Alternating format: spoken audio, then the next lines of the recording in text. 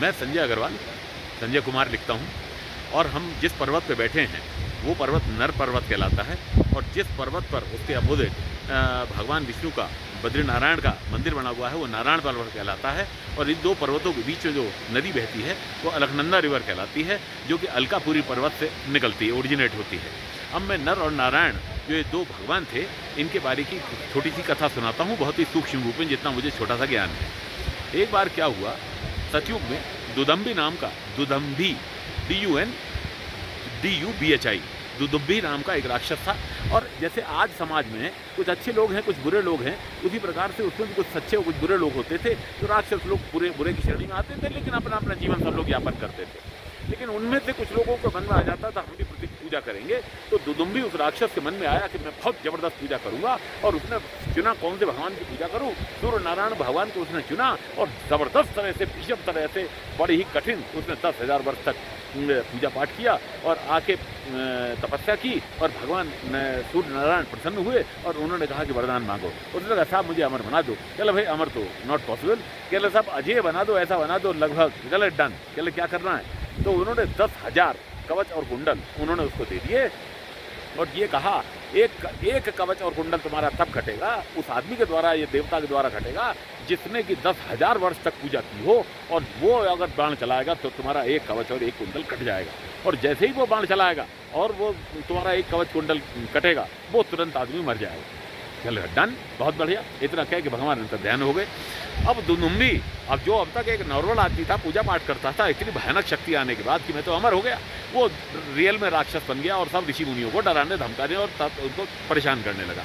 जब परेशान करने लगा, ऋषि मुनि परेशान हुए, ब्रह्मा जी के पास गए, कांट हेल्प, शंकर जी के पास गए, sorry. Then finally they went to Badrinarayan भगवान के पास पहुँचे, महाराज हमारी हेल्प करिए, और उसने बहुत आतंक बचा रखा है। कहले ओके। और उन्होंने क्या किया कि माता मूर्ति, अपनी माता और धर्मराज जो धर्म है उनको पिता के रूप में लिया। तो धर्मराज और माता मूर्ति के संयोग से उनके दो बालक ट्विंस पैदा हुए। एक का नाम नर रखा, एक का नाम नारायण रखा। अब वो एक स्पेशल पर्पज से आए थे कि दुदुम्भी को मारना है। तो उन्होंने क्या किया, दोनों ही नर और नारायण दोनों जने यहाँ मार्कंडेय शिला पर पहुंचे। मार्कंडेय शिला बद्रीनाथ में है और जहाँ पर तप्त कुंड बना हुआ है, जिस शिला पे वो तप्त कुंड बना है वही मार्कंडेय शिला है। और उस मार्कंडेय शिला की ये क्वालिटी है कि जो आदमी एक दिन पूजा पाठ करता है वो 10,000 वर्ष के बराबर वो पूजा पाठ होती है। तो नर और नारायण ने यहाँ पर पूजा करनी शुरू की और एक दिन पूजा की तो उसमें 10,000 वर्ष के बराबर वो पूजा हुई। पहले दिन नारायण गए, नारायण ने एक बाण चलाया, उसका एक कवच और एक कुंडल खत्म हो गया और नारायण भगवान वहाँ मर गए। मगर नर यहाँ बैठे वो पूजा कर रहे थे, नर ने आशीर्वाद दिया। नर की पूजा भी 10,000 वर्ष हो गई थी और नारायण जीवित हो गए, दोबारा मार्कंडेय शिला पे आ गए और यहाँ पर बैठ के उन्होंने अगले दिन पूजा पाठ करनी शुरू की। अगले दिन नर गए मारने के लिए, अगले दिन नर गए, अगले दिन उसने बाण चलाया नर ने, उनका एक कवच कुंडल कट गया, वो मर गए। लेकिन नारायण पूजा कर रहे थे, उनको ये आशीर्वाद था, उन्होंने उसको जिला दिया। इस ऑल्टरनेट डे पे जाते रहे नर और नारायण और एक एक करके काटते रहे। 9,999 जब उसके कवच और कुंडल कट गए तो वो भयभीत हुआ, अब तो एक ही बचा है, मैं तो मर जाऊंगा। वो दौड़ कर सूर्य भगवान के पास गया, उनसे कहा महाराज मेरी रक्षा करो, मुझे मार डालेंगे। उन्होंने अपने रथ में बैठा लिया। अगले दिन क्योंकि दोनों ही थे, आखिरी कवच कुंडल बचा था, दोनों के दोनों मारने गए उसको, देखा वो मिला ही नहीं। ढूंढा तो पता लगा अरे तो सूर्य भगवान ने अपने रथ में छुपा रखा है। सूर्य भगवान के पास पहुंचे, कह लगे भैया इसको बाहर निकालो, नहीं हम तो इसे मारने आए हैं। कहला आप मेरी ये शरण में आ गया, इसे तो बाहर निकालो नहीं। कहले नहीं निकालो तो हम तो तुम्हें मार देंगे।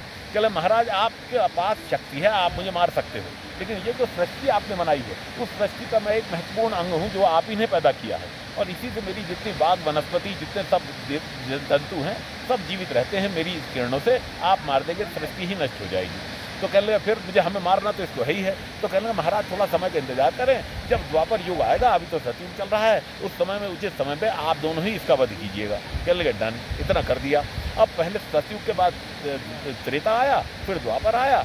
द्वापर के अंदर नर और नारायण ने, नर के रूप में अर्जुन और नारायण के रूप में भगवान कृष्ण ने जन्म लिया। और उस वक्त कुंती ने, उसको ये वरदान किसी को मिल गया था जिस भी देवता का आप तुम आह्वान करोगे वो देवता आ जाएगा और उसी का पुत्र तुम्हें हो जाएगा। तो सबसे पहले कुंती ने सूर्य भगवान का आह्वान किया और उससे कर्ण का जन्म हो गया। और जिस वक्त कर्ण पैदा हुआ वो कवच और कुंडल पहने हुए था।